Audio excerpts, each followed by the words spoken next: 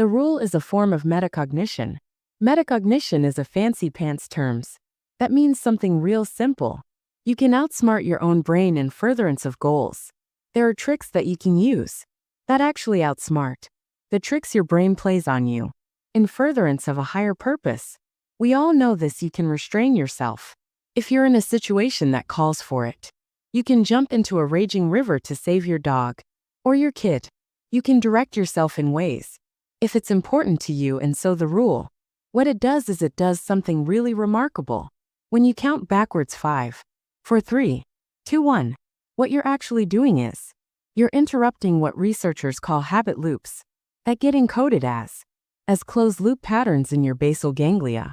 That's the part of the brain where your feelings, where your emotions, every habit that you have, which is nothing more than behavior that you repeat, that you don't even think about. And so when you go 5, 4, 3, 2, 1, it interrupts what's going on here. That's spinning without you thinking, and it moves and awakens your prefrontal cortex. So when you hit 1, your habit has been interrupted. So you've interrupted self-doubt. You've interrupted maybe snapping at your kids. You've interrupted the desire to grab for a drink. You've interrupted procrastination.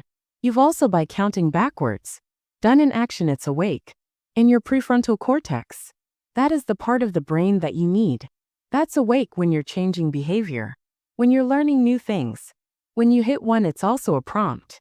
So in the language of research, you'll hear people talk about starting rituals. That is something that's proven to help you learn a new habit. The 5-second rule, when you repeat it, becomes a starting ritual that triggers you to act with confidence, that triggers you that this is a moment for courage, that triggers you to shift gears.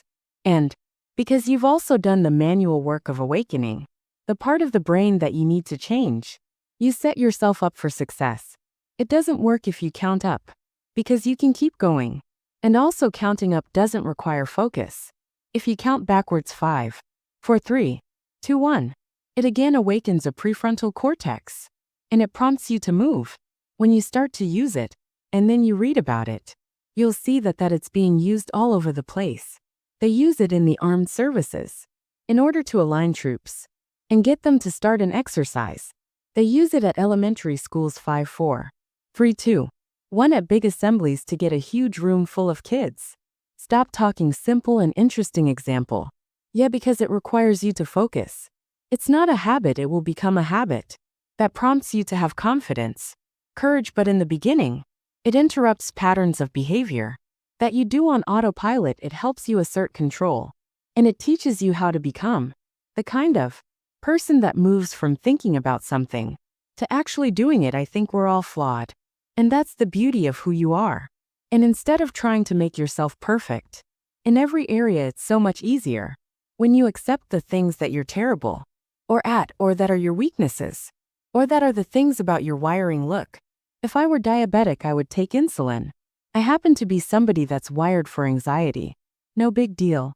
So figure out how to, instead of fighting those things, actually trick it, because the truth is that you're never going to feel ready to make these changes. You're never going to feel like doing them, but you can always make a decision. That's always in your control. Staying with somebody that treats you like garbage is a decision. It is staying at a job that you hate is a decision. Staying in the body that you are not proud of is a decision. Is it going to be easy? No, it's not going to be easy to change. It's simple. Do a Google search and then use the 5-second rule to force yourself to do that stuff. Change comes down to 5-second decisions.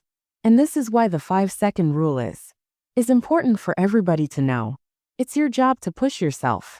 And I don't care if you're Dr. Martin Luther King Jr., or you're Michelangelo, or you're Lin-Manuel Miranda, who wrote Hamilton. You will struggle with self-doubt. And everybody that you admire, everybody, and the list is the same for every. Oh, Oprah Winfrey. And I want to be like, Tom, and I want to be like, Branson, and I want to be like Jay-Z. And I want, like, everybody's list is a Bill Gates. And do you know what those people do? They do not have the habit of hesitating. They trust themselves.